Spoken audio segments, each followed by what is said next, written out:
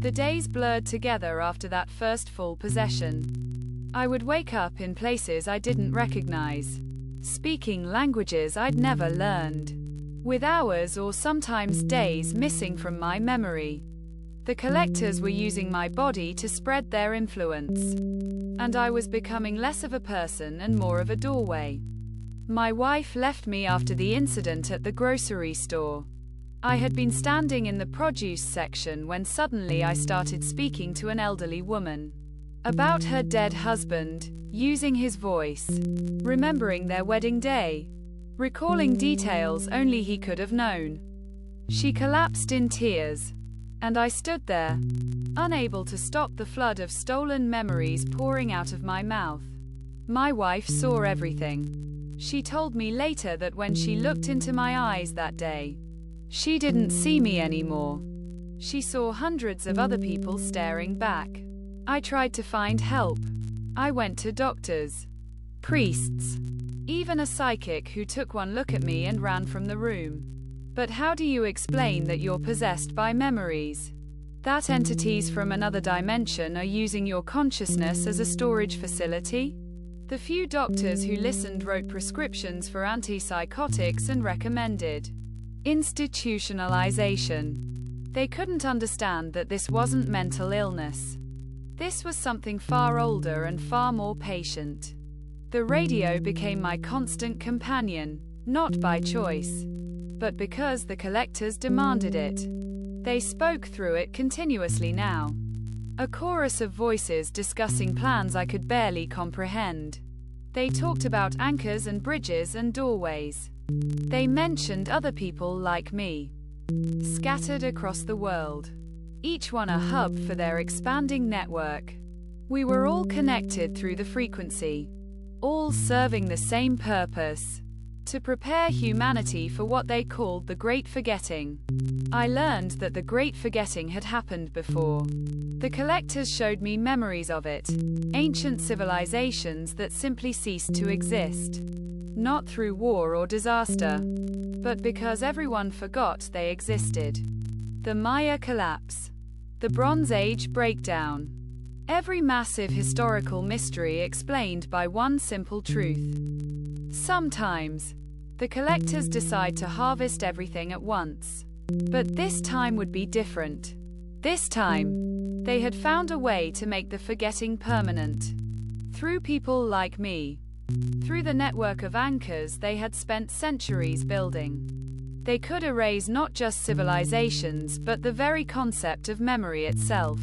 Humanity would continue existing, but we would be empty, vessels waiting to be filled with whatever the collectors wanted us to believe.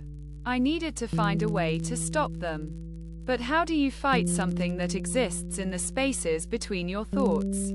How do you defeat an enemy that can erase you from your own memory? Every time I tried to focus on a plan, I would lose hours, sometimes days, possessed by memories that weren't mine. Then I found Sarah. She was one of the other anchors, a woman in New Mexico who had been listening to the frequency for 30 years. She had learned to coexist with the collectors, to let them use her mind without losing herself. She taught me techniques, mental exercises that created barriers, safe spaces in my consciousness where the stolen memories couldn't reach. Most people can't survive this, she told me during one of our phone calls. Their minds just dissolve. But some of us learn to build walls. We become containers instead of doorways. Sarah had a plan. She believed that if enough anchors built their walls high enough, the collectors' network would collapse. They needed us to be open, to be bridges between dimensions. If we closed ourselves off, they would lose their connection to our world.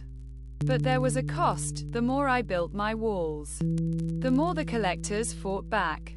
They showed me memories designed to break me, my wife's life without me, happy and complete. My own childhood distorted into something monstrous. Visions of my death, replayed 1,000 different ways. They were trying to erode my will, to make me give up and let them in completely. I held on. I built my walls higher. And I documented everything. Knowing that, even if they eventually won, someone needed to leave a warning. This record you're reading now is part of that warning. The collectors can take your memories, but they can't take what you've shared with others. Sarah and I found 5 other anchors around the world: a researcher in Japan, a priest in Brazil, a musician in Norway, a grandmother in Kenya, and a child in Iceland. Together, we began the process of closing ourselves off, building our walls simultaneously, cutting the collectors' connections one by one. The backlash was immediate and terrible. The voices grew louder, more insistent. They offered us anything we wanted: immortality, knowledge beyond measure, the return of lost loved ones. When that didn't work, they threatened us with eternal awareness, a permanent state of remembering every painful moment of our lives without the mercy of forgetting. But we held firm. We closed our doors. And slowly, the voices began to fade. I thought we had won. I thought the collectors were retreating. But then Sarah called me one night, her voice shaking with terror. She had found something in the collective memories, a plan the collectors had been implementing for centuries. The anchors weren't their only network.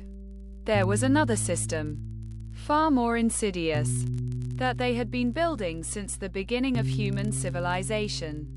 The frequency wasn't just a way for them to communicate. It was a way for them to breed.